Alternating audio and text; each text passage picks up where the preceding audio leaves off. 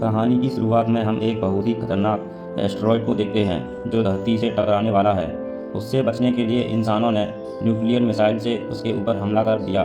इन सारी मिसाइलों से ये एस्टेरॉयड तो तबाह हो गया, लेकिन न्यूक्लियर रेडिएशन से भरे हुए उसके कण धरती पर आकर गिरे, जिससे सभी ठंडे खून वाले जीव जैसे चींटियाँ, मकड़ियाँ, सांप, छिपकली, इन सबके डीएनए में बदलाव आने लगे और इन सभी जीवों का आकार कई गुना बढ़ गया। 1 साल से चल रही इस लंबी लड़ाई में ज़्यादातर बड़े जीव मारे गए। साथ ही इस युद्ध में मिलिट्री के साथ साथ गोलियां और बंदूकें भी खत्म हो गईं। लगभग 95% इंसान खत्म हो गए और बचे हुए लोग ज़मीन के अंदर बने अंडरग्राउंड बंकर्स में रहने के लिए मजबूर थे। यह कहानी उन्हीं बचे हुए लोगों में से एक लड़के जॉल की है, जो कि कहानी की शुरुआत हुई जब वो अपनी गर्लफ्रेंड एमी के साथ अपनी गाड़ी में कुछ निजी पल बिता रहा था और तभी अचानक आसमान से उस एस्टेरॉयड के पार्टिकल्स उनके शहर की तरफ गिरने लगे, जिसके बाद एक बहुत बड़े कीड़े ने उनके शहर पर हमला कर दिया। यह देखकर वो दोनों अपने घर की तरफ भागे। वहां देखा कि सब लोग शहर छोड़कर जाने की तैयारी में हैं। तभी एमी और जॉल को अलग होना पड़ा। जाने से पहले जॉल ने एमी से कहा कि वह उसे जल्द ही ढूंढ लेगा। जाते वक्त रास्ते में जॉल का परिवार इन जीवों के हमले में फंस गया। जॉल तो गाड़ी से निकल गया, लेकिन उसके माँ बाप अंदर ही फंसे रह गए। अपने आखिरी लम्हों में जॉल की माँ ने उसे भागने को कहा। ना चाहते हुए भी जॉल जैसे ही वहाँ से आगे गया, एक विशालकाय जीव ने उनकी गाड़ी पर पैर रख दिया। अपने माँ बाप को अपनी आंखों के सामने मरता देख जॉल सुन्न रह गया। आसपास के लोगों ने जॉल को पकड़कर वहाँ से ले जाने के लिए गाड़ी में बिठाया, लेकिन जॉल इस हादसे से उबर नहीं पाया। इस हादसे को अब 7 साल बीत चुके हैं, जो अब उन्हीं लोगों के साथ है जिन्होंने उसकी जान बचाई थी। इस बंकर में सभी अपने अपने पार्टनर्स के साथ रहते हैं, सिवाय जॉल के, जो अभी भी अपने माँ बाप के हादसे से उबर नहीं पाया था और उसकी घबराहट के चलते उसे बाहर नहीं भेजा जाता था। और तब से उसके अंदर एक घबराहट बैठ गई थी। जैसे ही वह इन जीवों को देखता तो सुन्न रह जाता, कुछ भी कर नहीं पाता था। उसकी इसी घबराहट के चलते उसे कभी बाहर नहीं भेजा जाता था, जो बंकर के अंदर ही सबके लिए खाना बनाता, साफ सफाई करता और पिछले 7 साल से वह अपनी ज़िंदगी ऐसे ही काट रहा था। तभी एक दिन उनके बंकर में एक बहुत बड़ी चींटी घुस गई। ग्रुप के सभी आदमी उससे लड़ने के लिए तैयार हो गए। जॉल भी इस लड़ाई का हिस्सा बनना चाहता था, लेकिन बाकी लोगों ने जॉल को आने से मना कर दिया। अब 4 लोगों का ग्रुप इस जीप को मारने गया और बाकी सभी लोग एक थर्मल कैमरा पर यह लड़ाई देख रहे थे। अब इन चारों में से एक को तो उस बड़ी चींटी ने पकड़ लिया। अपने साथियों को मुसीबत में देखकर जॉल से रहा नहीं गया और जॉल उन्हें बचाने के लिए वहां चला गया। तभी उसे उस बड़ी चींटी की परछाई दिखाई दी। उस चींटी के मुंह में उनका एक साथी था। यह देखकर जॉल का डर उस पर हावी होने लगा और जॉल अपनी जगह पर जम गया। जब यह विशालकाय चींटी उसकी ओर बढ़ी तो जॉल ने अपनी आंखें बंद कर ली और जब उसने अपनी आंखें खोली तो इस चींटी का सर जॉल के पैरों में पड़ा था। ग्रुप के 2 लोगों ने इस चींटी का सर काट दिया। इस घटना से उभरने और अपना ध्यान भटकाने के लिए जॉल किसी से रेडियो पर बात करने लगा। यह कोई और नहीं बल्कि एमी ही थी। एमी भी 7 साल पहले उस हादसे में बच गई थी, लेकिन एमी की कॉलोनी यहाँ से बहुत दूर है और 7 साल पहले जब से वह अलग हुए हैं तब से मिल नहीं पाए। एमी को खोजने के लिए जॉल ने काफ़ी सारे स्टेशंस पर बात की और आखिरकार उसे ढूंढ ही निकाला। वह दोनों काफ़ी खुशी से एक दूसरे से बातें कर रहे थे, लेकिन अचानक से रेडियो बंद हो गया। आज मौत का सामना करके जॉल थोड़ा परेशान था और वह सारी ज़िंदगी बस बंकर में बैठकर अपनी मौत का इंतजार नहीं करना चाहता था। जॉल ने अपने साथियों से पूछा कि एमी की कॉलोनी यहाँ से कितनी दूर है। उन्होंने बताया कि एमी की कॉलोनी पश्चिम दिशा में 140 किलोमीटर दूर है, एक बीच से ऊपर बनी हुई है। वहाँ जॉल ने कहा कि मैं वहाँ जाना चाहता हूँ। उसके साथियों ने समझाया कि वहाँ पहुँचने के लिए कम से कम 7 दिन लगेंगे और कोई ट्रेंड इंसान हूँ ना, वह भी 3 से 4 दिन से ज़्यादा जिंदा नहीं रह सकता ऊपर। लेकिन जॉल ने मन बना लिया था, या तो वह एमी से मिलेगा या फिर कोशिश करते हुए अपनी जान दे देगा। जॉल को कुछ हद तक यह भी लगता था कि वह इस बंकर में इन लोगों के साथ रहने के लायक नहीं है। वह सिर्फ यहाँ एक बोझ है, लेकिन असल में ऐसा है नहीं। जॉल के दोस्त उससे बहुत प्यार करते थे। उन्होंने उसकी मदद के लिए एक मैप भी बनाया ताकि वह एमी के पास पहुँच सके। अब जो इतने सालों बाद उस कॉलोनी से बाहर आया था, एमी की कॉलोनी पश्चिम दिशा में 140 किलोमीटर दूर है, लेकिन जॉल को बिल्कुल भी हिसाब नहीं था कि आखिर पश्चिम दिशा है कौन सी। बिना देखे समझे जॉल आगे बढ़ गया। कुछ ही दूर चलने पर जॉल को किसी बड़े जीप की आवाज़ सुनाई दी। वह पास के एक घर में छुपने गया, लेकिन वहाँ के तालाब में पहले ही एक बड़ा सा मेंढक मौजूद था। इस जीव को देखते ही जॉल फिर से जम गया। जैसे ही इस मेंढक ने अपनी जीभ से जॉल पर हमला किया, तभी किसी ने जॉल को धक्का देकर वहाँ से हटा दिया। यह कोई और नहीं बल्कि एक कुत्ता था। तभी उस मेंढक ने दोबारा हमला किया और अपनी जीभ से जॉल की टांग पकड़ ली। तभी कुत्ते ने उस मेंढक की जीभ पर काट लिया, जिससे मेंढक की पकड़ छूट गई और जल्दी से जॉल और वह कुत्ता वहाँ से भाग गए। जल्द ही यह कुत्ता एक रुकी हुई बस में चढ़ गया। यह बस इस कुत्ते का घर है, जहाँ वो अपनी मालकिन के साथ रहता है। उसकी मालकिन शायद मर चुकी थी। जॉल ने देखा कि एक दीवार पर बॉय लिखा है। जैसे ही जॉल ने बॉय कहा, कुत्ता एकदम चौकन्ना हो गया, जिससे जॉल समझ गया कि इस कुत्ते का नाम बॉय है। वहाँ पड़ी एक रेड ड्रेस को जैसे ही जॉल ने उठाया, बॉय ने एकदम से वह ड्रेस छीन ली, क्योंकि यह बॉय की मालकिन की उसके पास आखिरी निशानी थी। जॉल रात भर इस बस में रुका और सुबह होते ही यहाँ से निकल पड़ा। जैसे ही जॉल जाने लगा, बॉय भी वह रेड ड्रेस लेकर उसके पीछे आ गया, मानो वो उसके साथ चलना चाहता हो। जिसके बाद जॉल ने वो ड्रेस लेकर अपने बैग में रख ली और बॉय को अपने साथ लेकर चला। पूरी तरह से नष्ट हो चुके इलाकों से निकलते हुए ये दोनों धीरे धीरे अपनी मंजिल की तरफ बढ़ने लगे। तभी रास्ते में जॉल को एक पौधे के ऊपर कुछ फल लगे हुए दिखे। उसे बहुत भूख लगी थी, लेकिन जैसे ही वह इस फल को खाने लगा, बॉय उसकी टांग खींचने लगा, मानो वो चाहता हो कि जो यह खाना ना खाए। जॉल समझ गया कि शायद यह जहरीले होंगे। आगे बढ़ते हुए जो अपने सफ़र के अनुभव को एक किताब में लिख रहा था, अचानक चलते चलते जॉल एक बड़े से गड्ढे में गिर गया। जैसे ही उसने ऊपर चढ़ने की कोशिश की, उसने महसूस किया कि वो यहाँ अकेला नहीं है। ज़मीन पर बड़ी बड़ी हड्डियाँ पड़ी थी, यानी वो इस चीज़ का पहला शिकार तो नहीं हुआ। अचानक बहुत फुर्तीले खून चूसने वाले कीड़ों ने उसके ऊपर हमला बोल दिया, लेकिन ऐन वक्त पर किसी अनजान आदमी ने उसे रस्सी से ऊपर खींच लिया। इस आदमी का नाम है क्लाइड और उसके साथ मौजूद ये छोटी सी बच्ची मीनो भी बहुत खतरनाक है। उसने ग्रेनेड से उन सभी जीवों को उड़ा दिया। क्लाइड ने जोर से कहा कि तुम्हें यहाँ अकेले नहीं घूमना चाहिए। इस पर जॉल ने बताया कि मैं अकेला नहीं हूँ, एक कुत्ता है मेरे साथ और मैं अपनी गर्लफ्रेंड एमी को ढूंढने के लिए उसकी कॉलोनी में जा रहा हूँ। क्लाइड ने कहा कि वह उत्तर दिशा की तरफ जा रहा है, जहाँ पहाड़ और बर्फ है, क्योंकि वहाँ पर एक खास कॉलोनी है और ठंड के कारण ये जीव वहाँ नहीं आते। क्लाइड ने कहा कि थोड़ी दूर तक तो हमें साथ ही जाना है, तो अगर जॉल चाहे तो उनके साथ चल सकता है। थोड़ी देर चलने के बाद वह लोग एक पहाड़ पर रुके। मीनो जॉल को तीर चलाना सिखा रही थी, लेकिन जॉल का निशाना बेहद खराब था। मीनो ने बताया कि उसके पिता उनकी कॉलोनी के सबसे बढ़िया तीर अंदाज थे, लेकिन जब इन खतरनाक जीवों के एक झुंड ने उनकी कॉलोनी पर एक साथ हमला कर दिया, तो मीनो के पिता के साथ साथ क्लाइड का बेटा भी मारा गया। तब से क्लाइड और मीनो एक साथ एक सुरक्षित कॉलोनी की तलाश में हैं, जहां वह जिंदगी आराम से जी सके।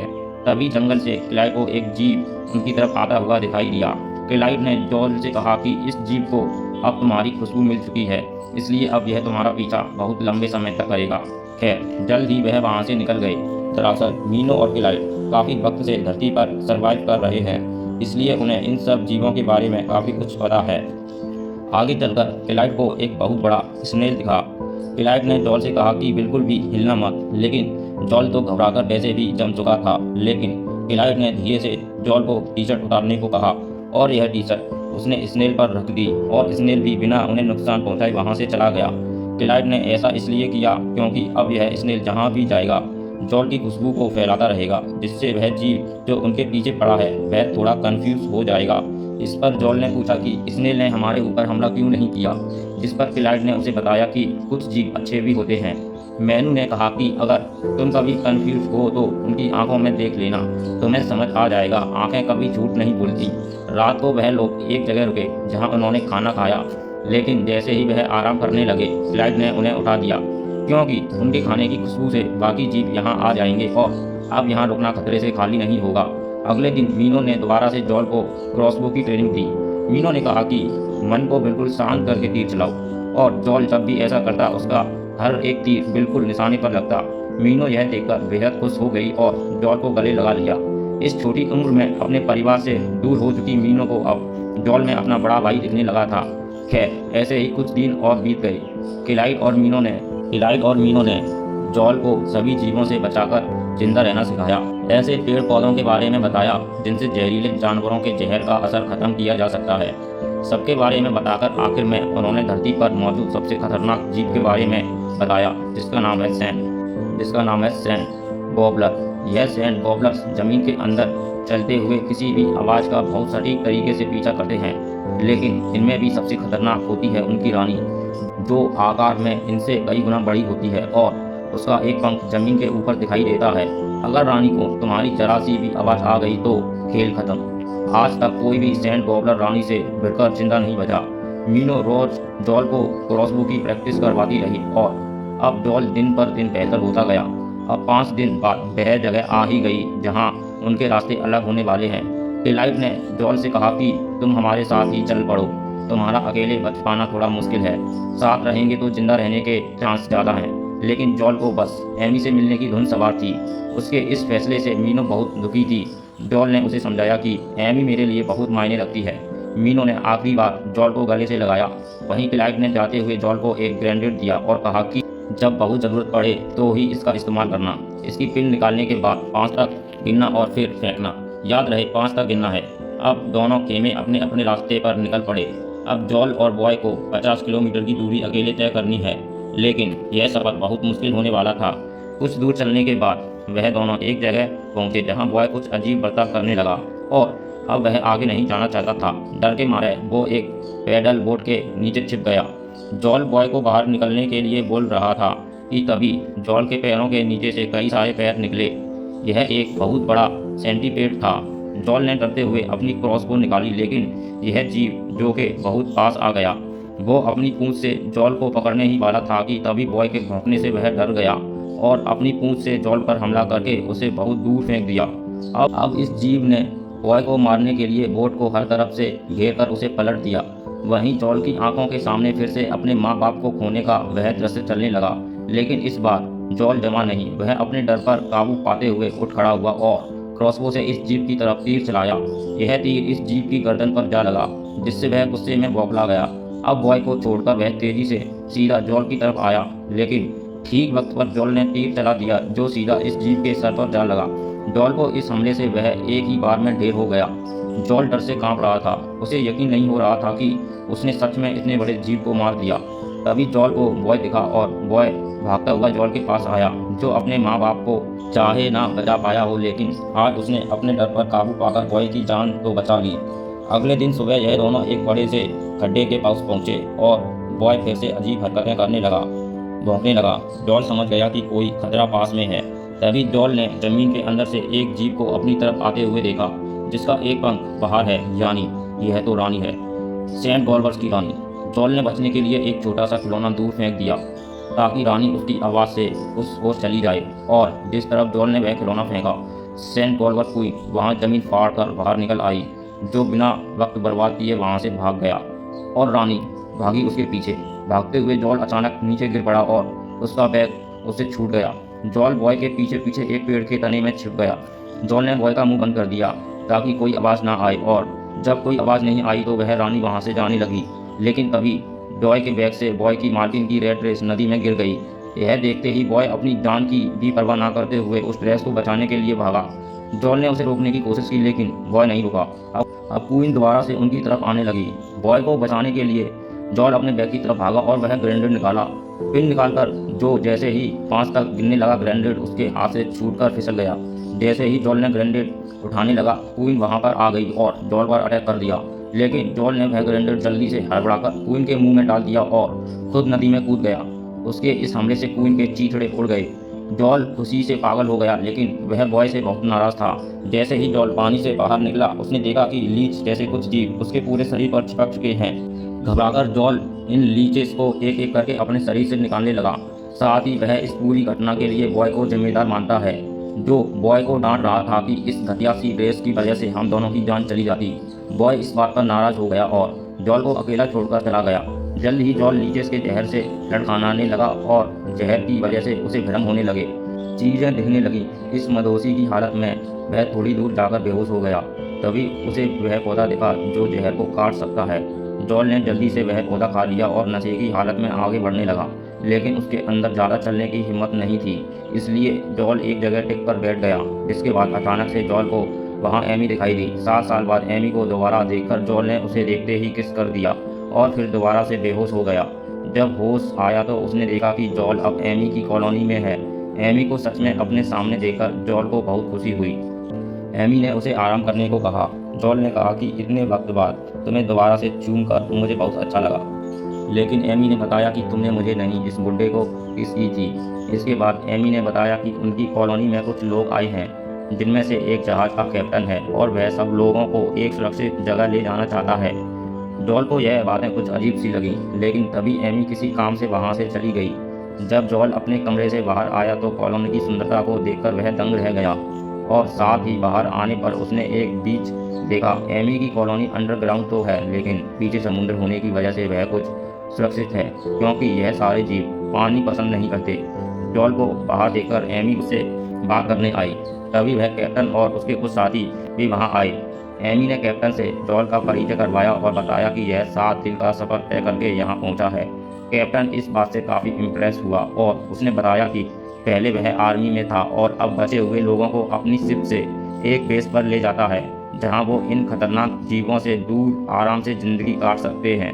जब जॉल एमी को अकेले बात करने का वक्त मिला तो जॉल ने एमी से पूछा कि मैं इतनी दूर सिर्फ तुमसे मिलने आया हूँ, लेकिन तुम मुझे देखकर उतनी खुश क्यों नहीं लग रही। एमी ने बताया कि इन सालों में काफ़ी कुछ बदल चुका है। उसने अपने माँ बाप को खो दिया और पिछले साल उस शख्स को भी खो दिया जिससे वो बेहद प्यार करती थी। यह सुनकर जॉल की दुनिया ही हिल गई। अब जॉल को एहसास हुआ कि यहाँ आने से पहले उसे एमी से पूछना तो चाहिए था कि तुम मुझसे मिलना भी चाहती हो या नहीं, लेकिन एमी ने कहा कि यह उसकी गलती है। उसे रेडियो पर जॉल को पहले ही बता देना चाहिए था सब कुछ। लेकिन एमी ने कहा कि मैं फिर भी खुश हूँ कि तुम यहाँ आए हो। अब हम कैप्टन के साथ जाकर हमेशा के लिए इन जीवों से छुटकारा पा लेंगे और हम दोस्त तो रह ही सकते हैं। बंदा 140 किलोमीटर डायनासोर जैसे कीड़ों से लड़ते हुए जान हथेली पर रख के आया इसके लिए, और ये फ्रेंड जोन कर रही है। कैसी लुच्ची औरत है भाई, यह दोस्त तो रह ही सकते हैं। दोस्त तो उसके वहाँ भी थे। जॉल इस वक्त कुछ भी सोचने समझने की हालत में नहीं था। कुछ देर बाद जॉल ने रेडियो से अपनी कॉलोनी से बात करने की कोशिश की, लेकिन बात नहीं हो पाई। तभी वह बूढ़ा आदमी जॉल के पास आया और कुछ फल और बियर जॉल को दी। यह नई जिंदगी की शुरुआत के लिए कैप्टन की तरफ से पूरी कॉलोनी के लिए गिफ्ट है। अब जॉल ने वह मैप देखा जो उसके दोस्तों ने उसे दिया था। इस मैप के पीछे उन्होंने उसके लिए मैसेज लिखे थे, जिन्हें पढ़कर जॉल भावुक हो गया और उसे समझ आया कि उसकी कॉलोनी के लोग उससे कितना प्यार करते हैं। और एक लड़की जिससे वह 7 साल से नहीं मिला था, उससे मिलने के चक्कर में वह उनको छोड़ के आ गया। तभी रेडियो पर जॉल की कॉलोनी का एक मैसेज आया। वह सब जॉल की आवाज़ सुनकर बेहद खुश हुए कि वह इतनी दूर पहुंच गया। जॉल ने अपने साथ हुई सारी घटनाएं सुनाई, जिनसे वह सब बहुत ही हैरान थे कि जॉल ने यह सब अकेले कैसे कर लिया। जॉल ने उनसे पूछा कि वह सब कैसे हैं। तब उन्होंने बताया कि जॉल के जाने के बाद वहाँ काफ़ी बार हमला हुआ और वह कॉलोनी अब सुरक्षित नहीं है। तभी अचानक कनेक्शन टूट गया। अब जॉल ने फैसला कर लिया कि वह अपने दोस्तों के लिए वापस जाएगा और उन्हें बिना लिए कैप्टन के साथ आगे नहीं बढ़ेगा। तभी अचानक जॉल की नज़र उन फ्रूट्स पर पड़ी जो उसे दिए गए थे। उन्हें देखकर जॉल को कुछ याद आने लगा। जॉल ने अपनी किताब खोलकर देखा कि यह तो वही फ्रूट हैं जिसे खाने के लिए बॉय ने मना किया था। उसे यह देखते ही जॉल एमी के पास भागा, लेकिन बाहर अभी इन फ्रूट्स के नशे में सभी झूम रहे थे। जॉल ने एमी को समझाने की कोशिश की, लेकिन एक एक करके सभी लोग बेहोश होने लगे। तभी डायना ने पीछे से जॉल पर हमला कर दिया।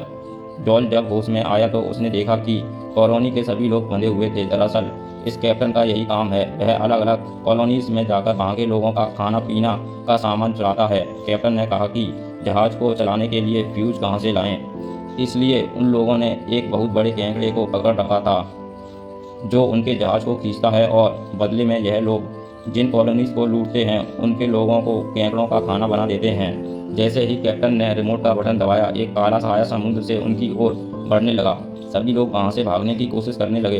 तभी एमी ने पूरी ताकत से अपने हाथ खोलने की कोशिश की और वह कामयाब भी हो गई। इसी के साथ उसने जॉल को भी छुड़ा लिया। एमी ने कहा कि मैं इन 3 लोगों से निपटती हूँ, तुम इस केकड़े को संभालो। अब एमी गेट का टुकड़ा लेकर उनमें से एक आदमी की तरफ गोलियों से बचते हुए भागी और उस पर हमला कर दिया, जिसके बाद वह दोनों ही बेहोश हो गए। दूसरी तरफ वो केकड़ा पास आ गया था।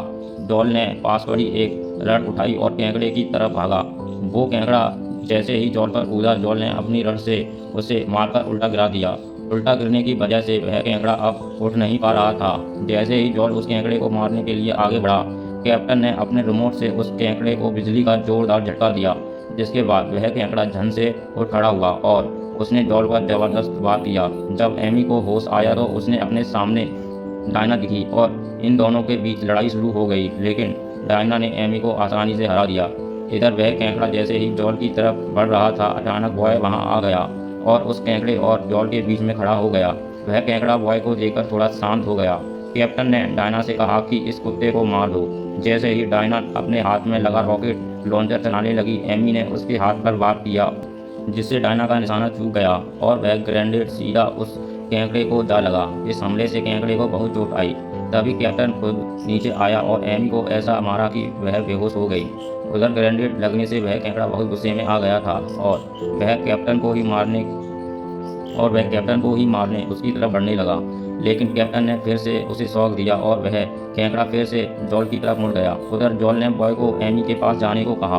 उसकी सुरक्षा के लिए बॉय ने किसी तरह एमी को जगाने की कोशिश की। मौका देखते ही वह तीनों चोर वहां से निकल लिए और यह जीप अब जॉल के ऊपर एक के बाद एक हमला कर रहा था। तभी एमी को होश आया और उसने अपने सामने पड़ी ग्रेनेड गन उठा ली। अब इस जीव ने जॉल को उसकी टांग से पकड़ लिया। जॉल ने एमी से वह गन मांगी। जल्दी से एमी ने उसे बंदूक दी और जॉल ट्रिगर दबाने ही वाला था, पर तभी उसने केकड़े की आंखों में देखा। जॉल को अचानक मीनों की बात याद आ गई कि किसी भी जीव की आंखों में देखकर बताया जा सकता है कि वह बुरा है या नहीं। इस जीव की आंखों में जॉल को सिर्फ दर्द दिखाई दिया, जो उस चैन से हो रहा था, जिसकी मदद से उसे बार बार शॉक दिया जा रहा है। जॉल ने चैन की तरफ निशाना लगाया और केकड़े को आज़ाद कर दिया, जिसके बाद केकड़े ने जॉल के ऊपर बिल्कुल हमला नहीं किया। जैसे ही जॉल नीचे गिरा, एमी उसके पास आ गई। तभी वह केकड़ा भी जॉल के पास आने लगा, लेकिन पास आकर ऐसे रुक गया मानो वो जॉल को अपनी आज़ादी के लिए शुक्रिया कहना चाहता हो, और फिर वो कैप्टन के जहाज़ की तरफ बढ़ने लगा। कैप्टन इस वक्त जहाज़ पर पहुंच चुका था। उसने अपने रिमोट से केकड़े को शॉक देने की कोशिश की, लेकिन कुछ भी नहीं हुआ। अब वह समझ चुका था कि उसकी टाई फिश होने वाली है। इसके बाद वह केकड़ा एक एक करके उन तीनों को जिंदा निकल गया और साथ ही उनके जहाज़ को भी तबाह कर दिया। यह सब हो जाने के बाद जॉल अब अपनी कॉलोनी वापस जाने के लिए तैयार हो गया, लेकिन जॉल ने जिस बहादुरी से एमी और उसकी पूरी कॉलोनी की जान बचाई थी, यह देखने के बाद एमी दोबारा से जॉल को पसंद करने लगी थी और उसने जॉल को रुकने के लिए कहा, लेकिन जॉल ने कहा कि मेरे दोस्तों को मेरी ज़रूरत है, इसलिए मुझे तो जाना ही होगा। जॉल ने एमी को इन जीवों से लड़ने के लिए अपनी लिखी हुई किताब दी, जिसके अंदर उसने इन सब की कमजोरियाँ लिखी हुई हैं। जॉल ने एमी को शुक्रिया कहा, क्योंकि उसके कारण जॉल जहाँ तक आया, इस सफ़र ने उसकी ज़िंदगी बदल दी। जाते हुए जॉल ने हिम्मत करके एमी को किस कर ही दिया, जिसके बाद एमी ने कहा कि तुमने तो मेरे लिए 140 किलोमीटर का सफ़र तय कर लिया। इस बार तुम्हें ढूंढते हुए मैं आऊँगी, तो आपके हिसाब से एमी का दूसरा चांस बनता है या नहीं? कमेंट्स में ज़रूर बताना। मिलते हैं अगले वीडियो में। Take care.